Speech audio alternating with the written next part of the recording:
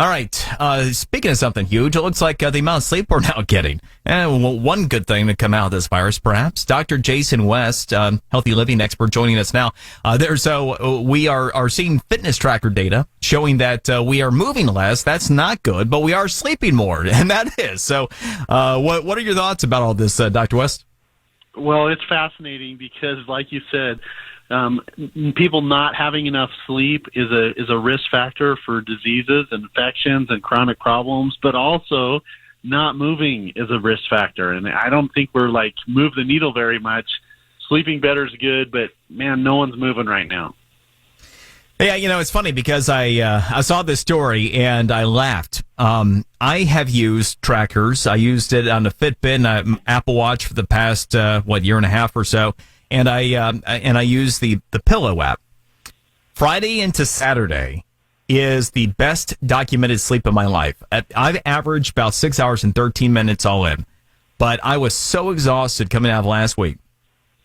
I got exactly 9 hours at 88% sleep quality. I mean, never anything like it. So I guess I'm not alone. What is your guidance for people that are maybe still having a hard time sleeping, or should we do something to try to set new habits now that we'll be able to carry forward once life gets back to normal?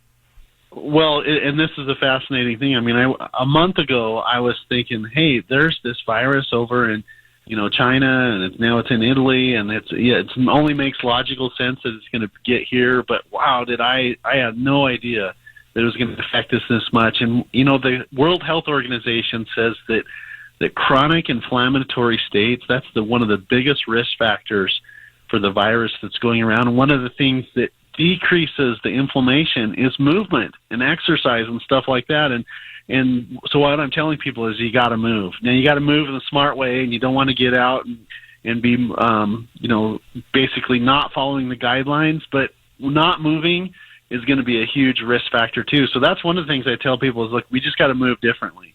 Like, you got to walk. You got to get on your treadmill. You got to do stuff inside to keep everything moving, or it's actually increasing your likelihood of having a problem. When you take a look at people who do make these kinds of changes, we always hear about most like New Year's resolutions for fitness, what have you. They don't even last a month. How long does it typically take somebody to take on something new from a lifestyle standpoint to stick with it? Well, the common myth is that it takes 21 days, but I don't know if I really believe that. I mean, it just takes a consistent. I think it's more like 90 days. And I hate telling people that because it seems like almost overwhelming when you say, hey, you've got to do something consistently for 3 months. But one of the things that I tell people is the way to overcome a bad habit or bad eating habit or bad lifestyle habit is knowledge. Like, if we have data points, and this is like a perfect example that I wish that we were telling people more, is everybody saying, hey, wash your hands, wash your hands, wash your hands. But if we told people a little bit more that the soap emulsifies the outer layer of the virus and makes it inert, it doesn't work. Like, when you explain that to patients and your kids, like, all of a sudden they're like, hey, Dad, I got to wash my hands more. I got to wash my hands more. But when you just hammer them, say washing your hands, and activity and motion is the exact same way. Like, we have to help people understand that movement and the muscle contractions pushes your lymph fluid back into your system. The lymph fluid is really important for cleansing your body and decreasing infections. Like, if we put data points in there, it helps people to establish a new healthy lifestyle.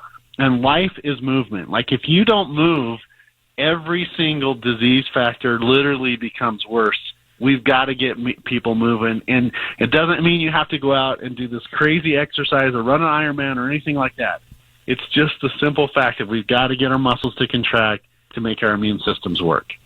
Well, and to that specific, scientific example that you provided, we hear that, half hour of good movement a day. What is necessary? What is the base amount of activity needed to achieve what you were just describing? Well, and what I tell people is, if you said to me, Dr. West, go run a marathon, like, I'm not going to do that. Like, I have no desire to run at all.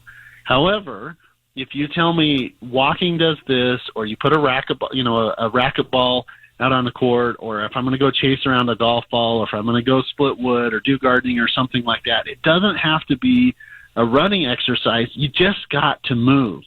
And walking's really good. Gardening's really good right now. House projects are really good. Cleaning, organizing, and literally anything for a sustained movement for 30 minutes is just really, really good for you. The worst thing that we can do is sit around and do nothing. And so I tell people, look, you got to get creative. You got to figure out whatever lines up for you that will help you to move. That's what we've got to concentrate on. And some people it's a treadmill. Some people it's a hobby or a project. But we cannot let people sit around. It's not healthy, and it's going to increase the likelihood of having an infection. And luckily, 80 to 90% of people, it's going to be mild or asymptomatic. But that 10%, anything we can do to reduce that 10% is going to be good for our community and good for our country.